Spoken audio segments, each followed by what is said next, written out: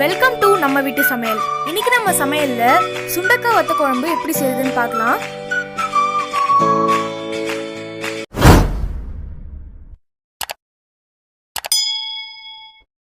Pan வச்சுக்கலாம். Pan நல்லா சூடானதும் 10 காஞ்ச மிளகாய் சேர்த்துருக்கேன். நல்லா வறுத்து எடுத்துக்கோங்க. ரொம்ப கருக விட்டுறாதீங்க. ஃப்ளேம் ரொம்ப ஹையில் வைக்காதீங்க, மீடியம்லேயே இருக்கட்டும். பாருங்க, நல்லா கொஞ்சம் வறுபட்டுருச்சு. எடுத்துடலாம். எடுத்துட்டு நெக்ஸ்ட் நம்ம தனியாவை வறுத்து எடுத்துக்கலாம். 1 டேபிள் ஸ்பூன் தனியா சேர்த்துருக்கேன்.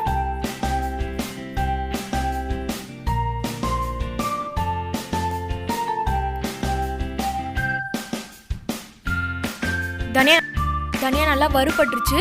இதையும் எடுத்து மிளகாய் பொடி சேர்த்துக்கோங்க. இப்போ 1 டேபிள் ஸ்பூன் எண்ணெய் ஊற்றி 1 வெங்காயம் 1 தக்காளி கட் பண்ணி வச்சிருக்கேன். அதையும் எடுத்து நல்லா வதக்கிக்கோங்க.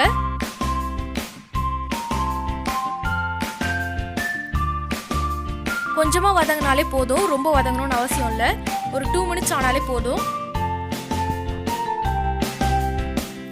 இப்போ பாருங்க, கலர்லாம் நல்லா மாறி சேஞ்ச் ஆயிருக்கு.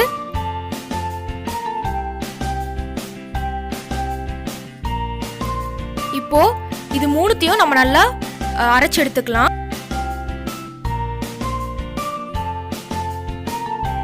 இப்போ ஒரு பேன் வச்சு எண்ணெய் ஊற்றிக்கிறேன். எண்ணெய் நல்லா காஞ்சதும் கொஞ்சமா கடுகு, 1/4 டேபிள் ஸ்பூன் உளுந்தம்பருப்பு, 1/4 டேபிள் ஸ்பூன் வெந்தயம் சேர்த்துக்கோங்க. இப்போ கடுகுலாம் நல்லா பொரிஞ்ச உடனே 10 to 15 பல்லு பூண்டு சேர்த்துக்கோங்க. 4 காஞ்ச மிளகாய்,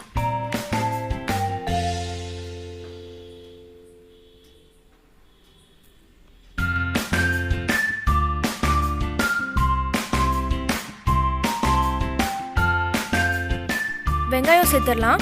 நான் 2 வெங்காயம் எடுத்திருக்கேன்.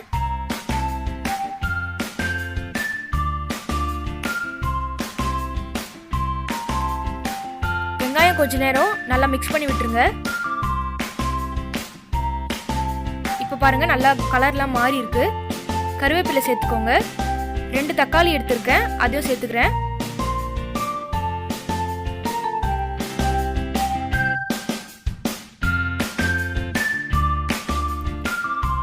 உங்க தேவைக்கேற்ப உப்பு சேர்த்துக்கோங்க.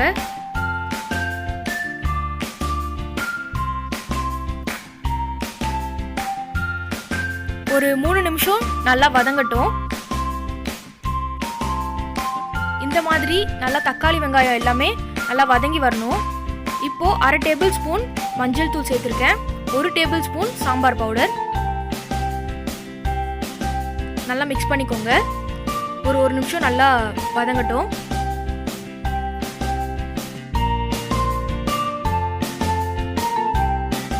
இப்போ ஒரு 3 நிமிஷம் ஆயிடுச்சு, நல்லா வதங்கிடுச்சு. இப்போ நம்ம அரைச்சி வச்சிருக்க பேஸ்ட் சேர்த்துடலாம்.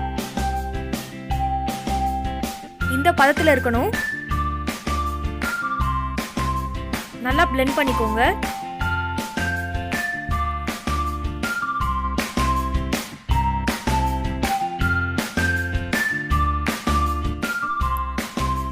நல்லா மிக்ஸ் பண்ணிக்கோங்க.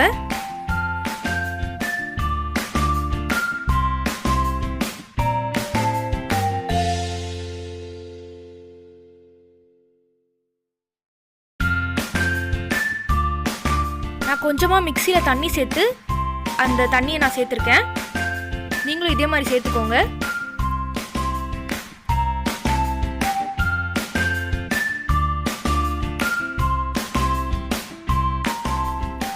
அப்படியே விடுங்க, அதுவே கொதிக்க ஆரம்பிக்கும்.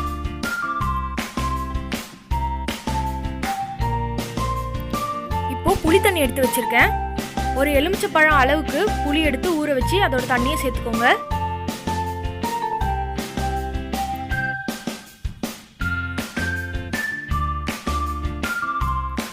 சால்ட் உங்க தேவையான அளவு சேர்த்துக்கோங்க.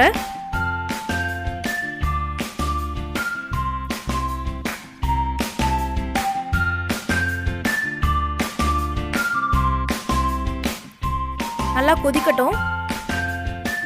கொதிச்ச உடனே ஸ்டவ் ஆஃப் பண்ணிடுங்க. இப்போ வேற ஒரு பேன் வச்சு கொஞ்சமாக எண்ணெய் சேர்த்துக்கோங்க. சுண்டக்காய் எடுத்து நல்லா பொரிச்சு எடுத்துடலாம்.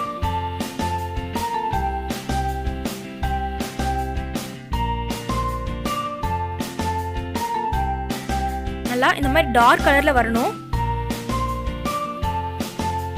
வந்த உடனே இதை எடுத்து நம்ம செஞ்சு வச்சிருக்க குழம்புல சேர்த்துக்கோங்க.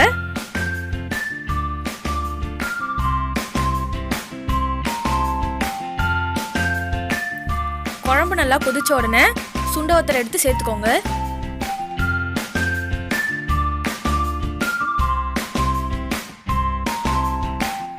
இந்த குழம்பு ரொம்பவே டேஸ்டா இருக்கும். நீங்க கண்டிப்பா செஞ்சு பாருங்க. இந்த குழம்ப இன்னைக்கு நைட்டு செஞ்சு நாளைக்கு வச்சு சாப்பிட்டா இன்னும் ரொம்ப ரொம்ப சுவையாக இருக்கும். கெட்டுலாம் போகவே போகாது. இதோட டேஸ்ட் ரொம்ப சூப்பராக இருக்கும். கண்டிப்பாக செஞ்சு பாருங்கள். நல்லா கொதிச்சு வரட்டும். கொஞ்சமாக வெல்லம் சேர்த்துக்கிறேன். கொஞ்சமாக சேர்த்துக்கோங்க. வத்த குழம்புல எப்பயுமே கொஞ்சமாக வெல்லம் சேர்த்தா ரொம்ப டேஸ்ட்டாக இருக்கும். இப்போ பாருங்க, எண்ணெய் நல்லா பிரிஞ்சு வருது. இந்த மாதிரி தான் இருக்கணும் வத்த குழம்பு எப்பவுமே. அவ்வளோதான், ரெடி ஆயிடுச்சு வத்த குழம்பு. ஆஃப் பண்ணிடுங்க. சுவையான சுண்டக்காய் வத்த குழம்பு ரெடி ஆயிடுச்சு. நீங்களும் உங்க வீட்டில் செஞ்சு பார்த்துட்டு எப்படி இருக்குன்னு சொல்லுங்க.